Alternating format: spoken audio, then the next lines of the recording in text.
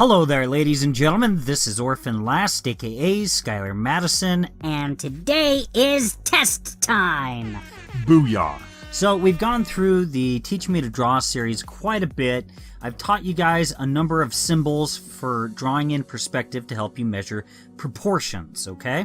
This is really important, okay? Even when you don't have a reference and you're drawing a background, it is essential that you get proportions correct. It doesn't matter whether it's perspective or anatomy or just figure drawing, whatever. It is all about proportions, okay? So let's go ahead and use this background. I went ahead and took this photograph quite a while ago. And I kind of want to draw this out. So let's go ahead and lower the opacity on our reference layer so that all of our guidelines are going to be easily visible, okay? So let me go ahead and create a new layer and click on the layer properties right here. And go ahead and click red, and we're going to call that good. So we're going to, first of all, find out where up and down is on this scene. Okay, and so what we're going to do is we're going to pull out the assistant tool and pull out the parallel ruler, and I'm just going to create something right here, okay? And I'm going to make sure that it is straight up and down for this image, because it doesn't necessarily, since it looks like everything is straight up and down, doesn't necessarily mean that it is. I'm going to compare this to a couple of my other verticals, and I took this picture with a wide-angled lens, and so it may not be exact, but it's going to be good enough. Alright, so off in the distance, what I'm going to do is I'm going to click here, and I'm going to click right there, and that's going to be my horizontal. It's ever so slightly off of normal horizontal.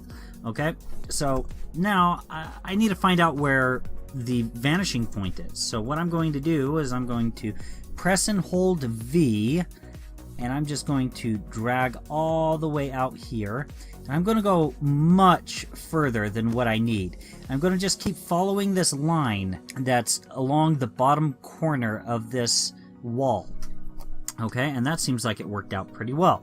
Let me go ahead and do that again. I'm going to follow it and just line it up. Alright, we found our vanishing point right there. Yeah, that should be good.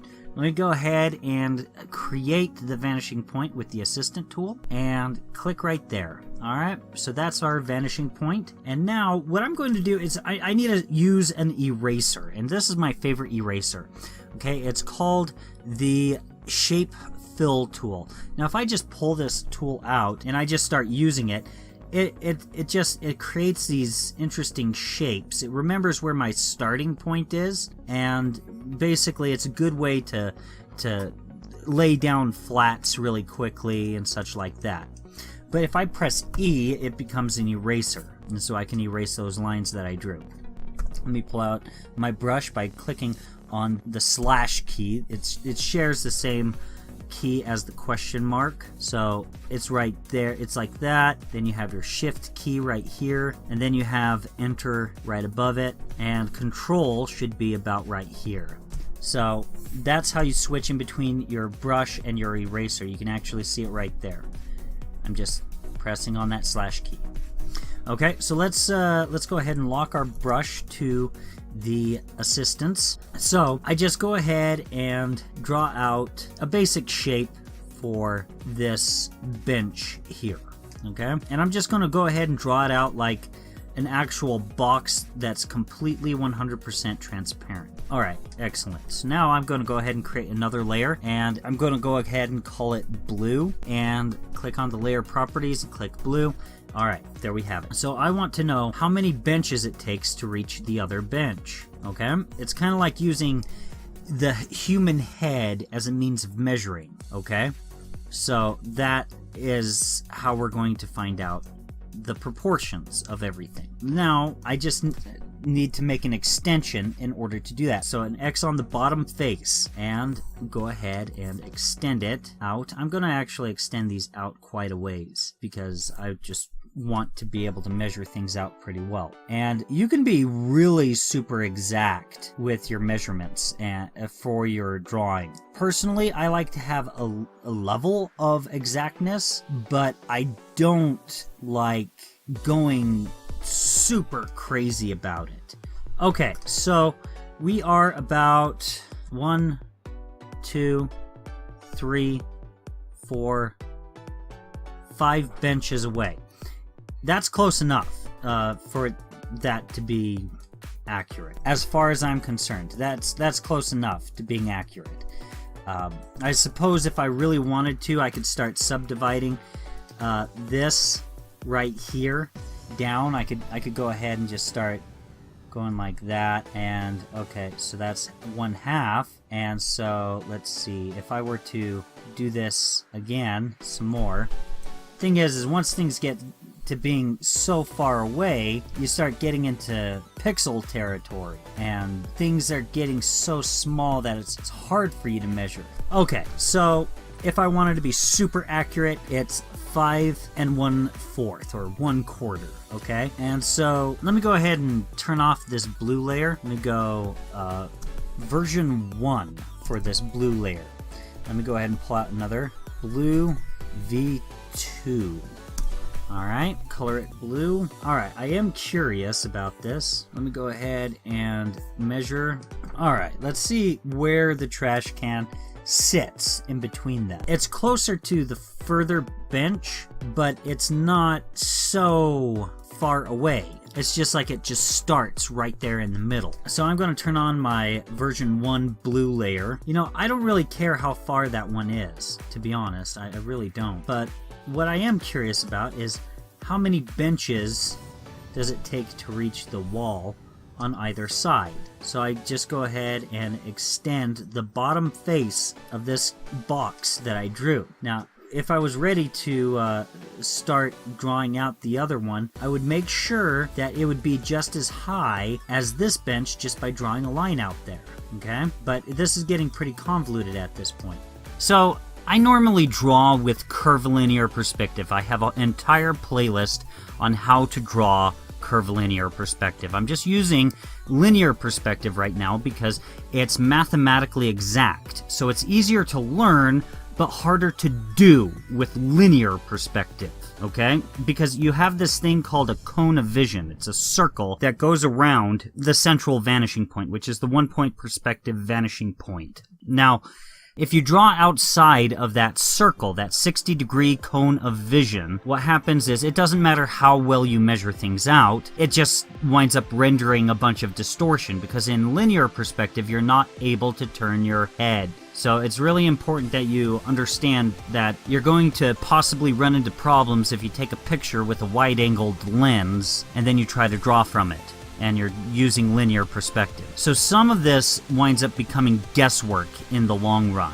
If you guys are interested in learning how to draw in curvilinear perspective, there's a card up at the upper right corner of the screen. I have an entire playlist all about it. But for the time being, let's focus on this video. Now, I know that I haven't really talked about this 60-degree cone of vision, this limitation with linear perspective before, but just know that it's there. If your measurements are coming out all wonky, such as what you're seeing on the screen right now, the further and further to the left we go, if we placed a bench there, the thinner and thinner that bench gets. Really unrealistically thinner and thinner. This sort of distortion tells you, okay, well, these measurements need to be guesswork in my drawing. So that's why I'm making these measurements, even though some of them I may not be able to even use. So that's fine. It's just that the 60-degree cone of vision, it's not really something that I emphasize when I draw. I typically draw with curvilinear perspective. It's not a priority for me to worry about it or to really use it either. Maybe someday I'll figure out more about linear perspective, but I'm just teaching you guys what I know and what I use. It's very rare that I actually draw a picture with linear perspective.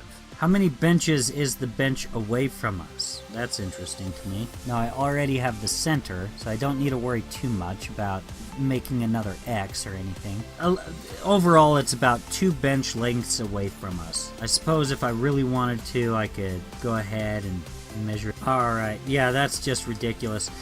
We're definitely outside of the cone of vision, so that right there. So it's about two benches away from us. How tall is this. That's something that interests me. So I'm going to go ahead and just make a new layer, and I'm just going to call this green and color it green. Alright, so the full bench height is right there. So let's bring this on over. So that is the bench's height right there.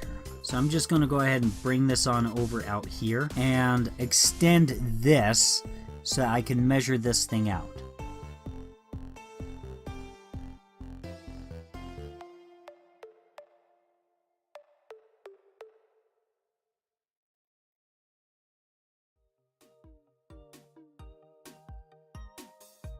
So it's about 1.5.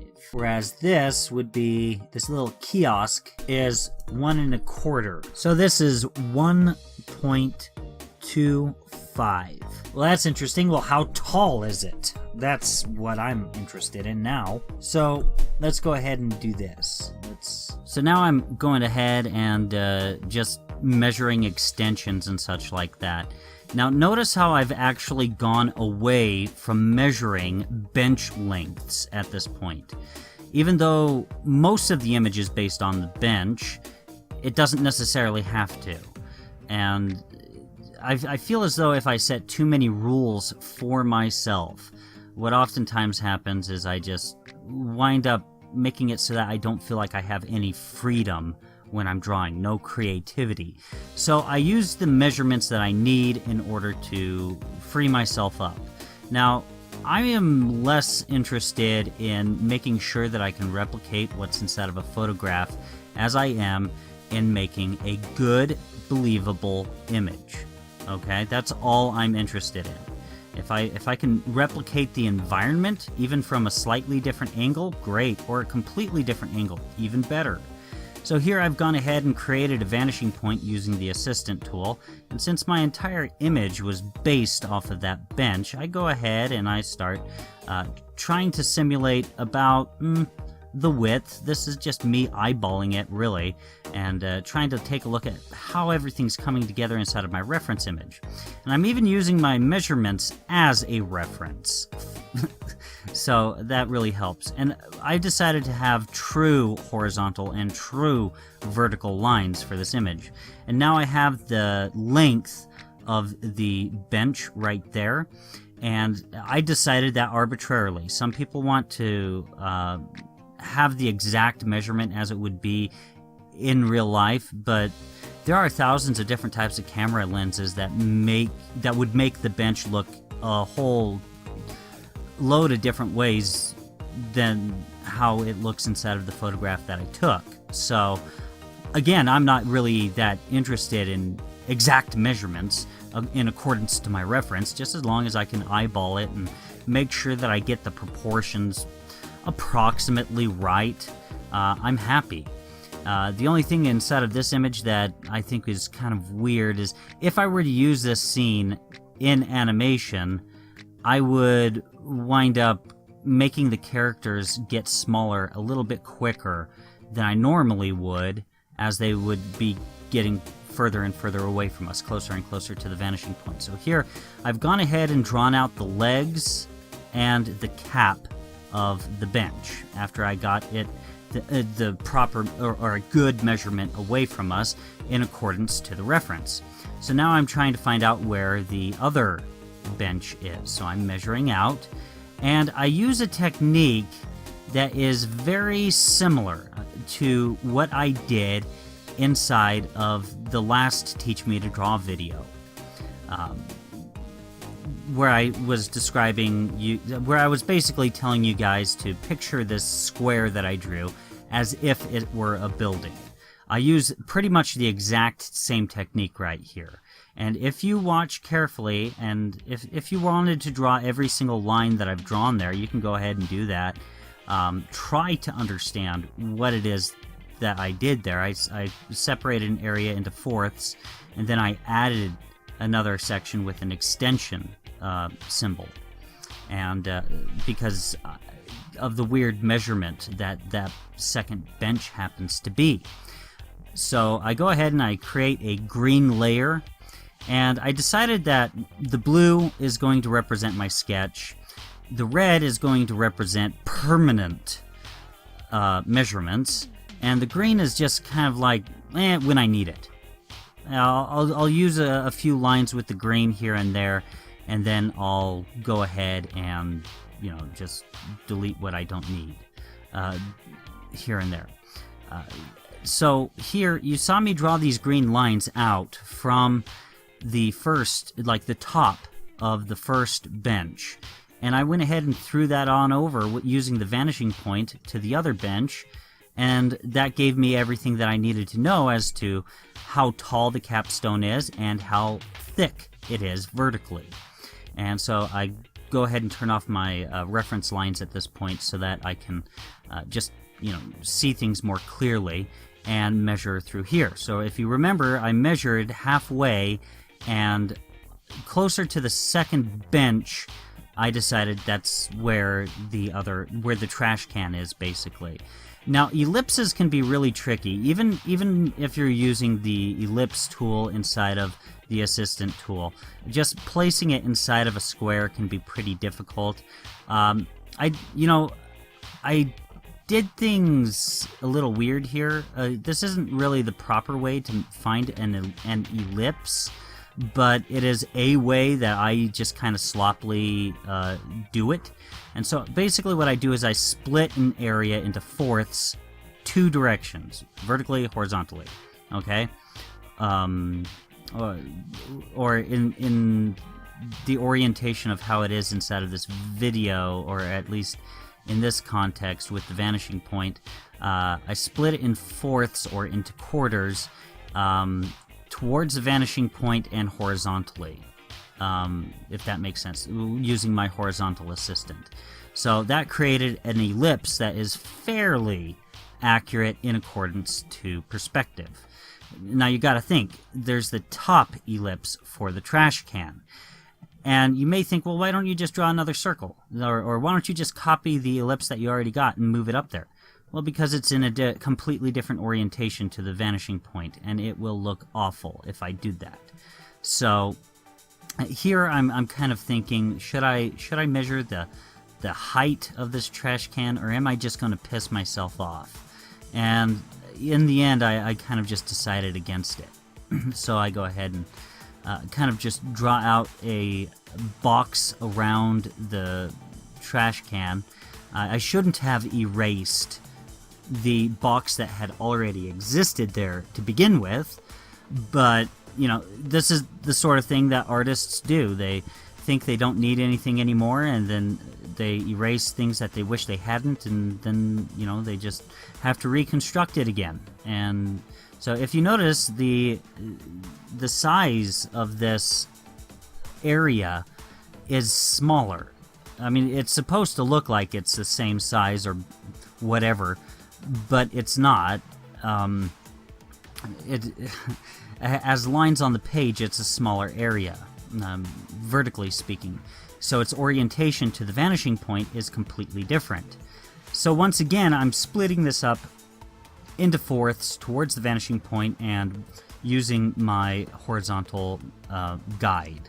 And so here I'm just kind of freehanding an ellipse around here.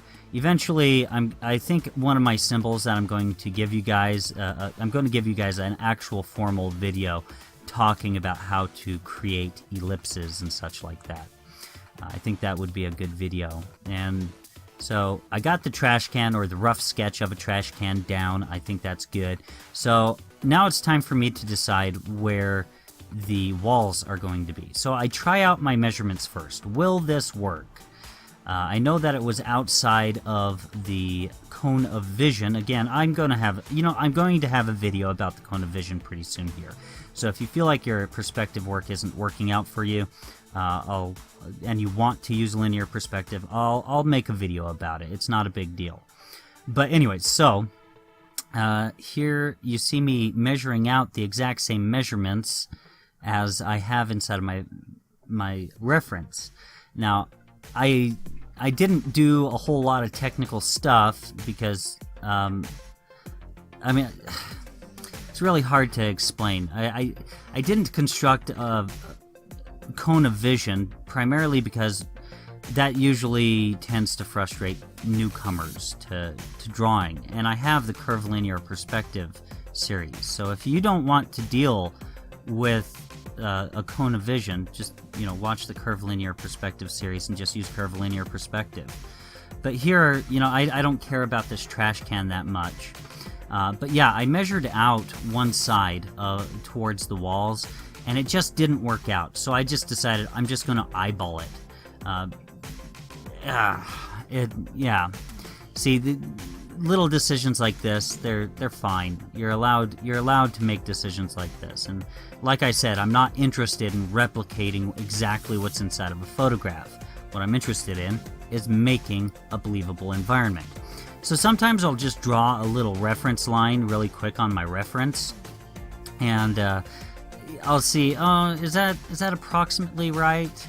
Does that work at least to some extent? And it did. So the furthest end of the trash can closest to us, I decided that's going to be the center of where our little window sills are going to be.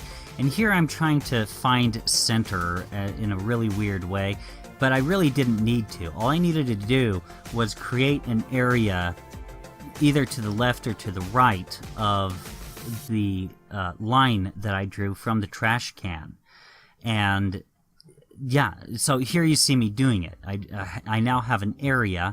I go ahead and I just find center, and I extend it out, the lines from the top, bottom, and middle, and then I do a measuring extension. And since this is the center, what I need to do is I need to find how tall it needs to be. So I do a measuring extension once again, and then I was actually thinking, okay, I need to do the same thing on the other side, but I actually have the vertical line that says the end, and I already have the vanishing point line at the top. So if you want to wing center, that's how you can figure it out. If you have a line that has to represent center, that's how you do it. You create an area to the left or right of that line, and then you extend it twice, once horizontally and once vertically. So here I need to split this area up into thirds because it's 3 windows, and could you imagine how difficult it would be to try to get that without that measurement? Like if you were trying to measure it only in even numbers, and you only had fourths or quarters to work with. Could you imagine how irritating that would be? How many little X's you would have to draw, how many vertical lines you would have to draw in order to try to get that just right. Ooh, I just realized, I did not do that right. That horizontal line going through the center is not going towards the vanishing point. That is so, I hate it when I see things like that, where it's like, oh man, you really screwed up big time that time. Let's see if I actually figured out. Okay, it's off-centered. Please. Oh, I didn't notice. I didn't notice that was off-center. One of my that far X is slightly off measurement. That's so weird. Sometimes you catch these things, and sometimes they just don't even matter. But here, what I'm trying to do is I'm trying to basically come up with like a uniform measurement for the sides, the borders of these windows, and you can see how extensive the work can be. And sometimes I like to do the extra work, and sometimes I don't. Sometimes you don't even need to, but if things are starting to look pretty wonky in your image, you need to start figuring out what the key things are that are throwing you off with the image, that make it so that you don't feel like you're actually looking at anything believable, that makes it look weird. And so around those areas, you just need to measure. You're allowed to get measurements wrong here and there, but as long as the focal point things that you're going to be paying attention to the very most, like as long as you get those things just right, you're going to be just fine. Okay, so here I'm drawing out the kiosk. I went through all this trouble measuring out how tall the kiosk is going to be, and I went through all this trouble to find out how tall the windows are, and I didn't use it. I could have, and I should have, actually. I really should have. And that's some of the reason why I say that if I had this inside of a... Actually, I don't know if I said that in this take. But anyways, I'm saying it now. If I were to use this inside of an animation... I would have the character shrink as he goes towards the vanishing point a little bit faster. Probably, possibly. I don't know. But I'm not going to finish this image inside of this video. The main plan with this video was to just get myself to a point to where I felt like, okay, this is time to clean up the image. This is time to finish it. I have a good, solid sketch. That's how far this video gets. And here, you know, I should have used the measurement for the door way out there. And wait, actually, I think I do. I don't know. Yeah, I should have used the measurement for the door. Yeah, I did. I drew a line from the door to the other wall, and then extended that line from the vanishing point all the way to the foreground and drew that door closer to us. That's cool. Awesome. Alright, I'm sorry that this voiceover is a little bit scatterbrained. It's just that if I edit the native audio as I'm narrating what I'm doing as I'm doing it inside of the video, it takes way too long and it gets really frustrating. So here, I wasn't really too concerned about replicating the number of arches, but I believe there were 5 inside of the reference, and I did wind up with 5 of them. And so here, you know, I just drew out this big area up top, and I go ahead and segment it into fourths, into quarters, and each quarter represented an arch, including the line furthest from us. So 5 arches total. I decided to include that one that's furthest from us. And why not? Because I have the one that's closest to us representing an arch too. And this is where it gets complicated, and I have not taught this symbol. And so if you guys get frustrated in this video, feel reassured, because I am going to teach you guys how to make ellipses. But yeah, you should be able to follow along. So here, all I'm doing is I drew all of this out in red lines. As I said earlier, my red lines represent sketch lines or measurement lines. Yeah, my red lines represent measurements, and my blue lines represent the sketch. And so I'm just trying to see what's going on inside of my reference, and I'm trying to see if I can, how much of what is inside of my image can replicate what's inside of the reference. And ultimately, I feel like the height of the arches wound up being a little wonky, and of course, you know, the distance that these are from one another is a little bit different than inside of the reference. Again, I'm not really too concerned about replicating the photograph exactly. If I could have gotten all of this exact with enough measurements, but I just didn't want to. I didn't feel like it was important, and I still don't think it's important. So here I draw out the area for a bench that's closest to us, and yet we can still see the whole thing. And so what I need is I need to find out predictable measurement on either side, because the arch isn't just just an ellipse. Here I went ahead and created a purple layer by turning off the blue and red lines, or the blue and red channels on that layer, and so that allowed me to just have another kind of throwaway layer for reference lines, since I'm already using the green to represent the corners of each archway to make it uniform as it goes off towards the distance. So the purple I'm using to just kind of separate this into fourths, and then I believe I split the furthest ones in half. I think.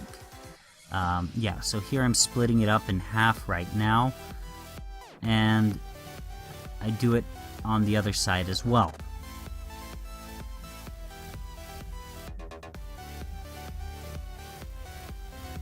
Come on. Sometimes it can get a little tricky, getting the line to go where you want it. It's like it updates only ever so often, and so you need to make it so that you can have the most amount of movement. Okay, so I split it up again. Wow, I think that's smaller than 1/16. Okay, so that works out. And so, do I draw a line using the vanishing point? No. Okay, so at this point, I'm trying to figure out the ellipse. So I create another layer, another area that kind of overlaps with the previous area that I went ahead and made.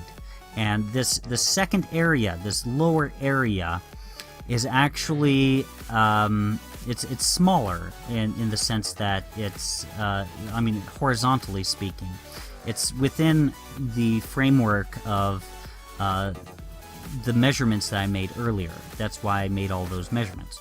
And here I'm splitting it up into fourths vertically.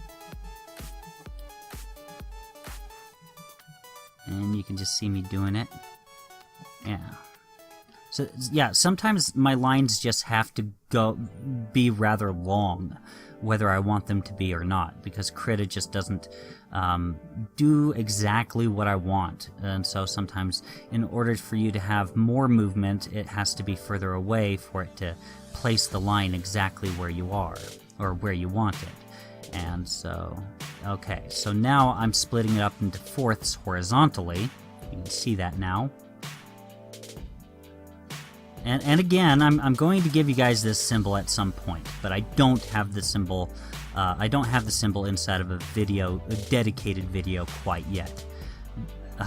And yeah, this looks like a mess of lines.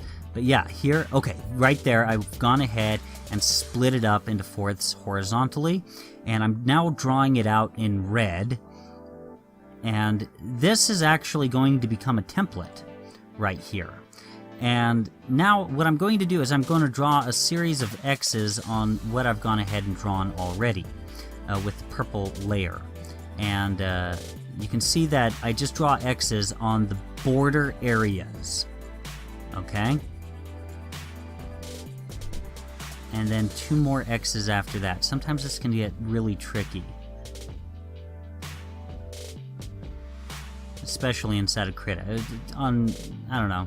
No matter what you do, it's tricky. Perspective is always tricky. And there's a lot of frustration. You have to have a lot of patience and a little bit of technical knowledge. I get a lot of people saying, oh yeah, that looks complicated. Well, drawing is complicated. So if you don't like complicated, maybe drawing's not the thing for you. You need it, like, if you want to get better. And I'm not trying to be mean with that statement, but if you want to get better, you need to be willing to get complicated. And it's only as complicated as you tell yourself it is. Okay? And so now, here, I'm trying to visualize how everything's coming together. And I'm drawing these circles, and then I'm realizing, oh, okay, it's the X intersections that are closest to the edge. Okay? And that will form a perfect ellipse. It does. It's kind of miraculous in a way. You can actually see it. There's the ellipse right there. And so here I go ahead and pull out the assistant tool. And I do this pretty frequently. And sometimes I find out that an ellipse that I drew previously was ever so slightly off. And so I have to completely erase it and redo it. You see me do that at least 3 or 4 times. It's really frustrating. It can be really frustrating. It really can. So, yeah. So this is going to work as a template. So what I do is I go ahead and press Control-T on my keyboard, and you'll see me move it closer to us just by making it larger and fitting it to the exact size of our archway closest to us. Now here I'm just cleaning up garbage inside of the layer so that I can just have a nice box to transform this template in. And so, yeah, you see me go ahead and place it to the edge right there. And I grab one of the corners and press Shift and drag. And I go ahead and line that right up. It's just a really kind of a tedious process, but you can do it. And so here I grab the already existing ellipse. Eventually I found that it was actually easier just to make a brand new ellipse. So I use the line that is the center of this template horizontally and vertically to help me create the ellipse with the assistant. Or at least that's what I thought I was doing. What am I doing? Okay, so I already drew out the ellipse there. So here I'm going ahead and shrinking it down to the archway that's further away from us. It's the third archway. And I'm just trying to line it up just right. And if I was doing this on traditional media, I would probably get a piece of tracing paper and draw it out. And if I had a light table, I would just put that tracing paper... No, actually, no. You would have to redraw this thing out every single time. I'm sorry, you just would. If you were doing this on pencil and paper, you would have to draw this template every single time. It's because with traditional media, it's not like you can transform what you've drawn to being bigger or smaller. Huh. I don't know why that didn't occur to me earlier. But yeah, here I draw out another archway right there. And you see me repeat this process multiple times. And if this video is just too hard for you at this point, which it very well may be, then what I think you should do is, when I release some more videos that release more perspective symbols, mathematical symbols, by the way, go ahead and come back to this video at that point and see if you can understand this video at that point, after I've gone ahead and talked about these extra symbols. I think I've used 2 symbols that I haven't actually taught, but I've been explaining it throughout this video. There's a reason why I've been presenting the symbols the way I have. It's because it's just a little... It's a different environment. You're seeing it in a way that's not as complicated as when you're drawing. So here I'm just kind of cleaning up my sketch, and this is where I start noticing errors with some of my ellipses. And right now my template is almost completely worn out, and yet I use it a whole bunch more. And what I mean by that is raster graphics. If you take a graphic that's just, pretty big, and you transform it to being really small, and then you transform it to being really big, and then you transform it to being really small again, it's going to create a lot of noise on that image, and it's going to lose a lot of its resolution, and you're going to see it as time moves on. But you can do it. It's not like this template is something that anyone is ever going to see when I'm drawing. When I create a template like this, no one ever sees this template, or any template that's even remotely similar to this.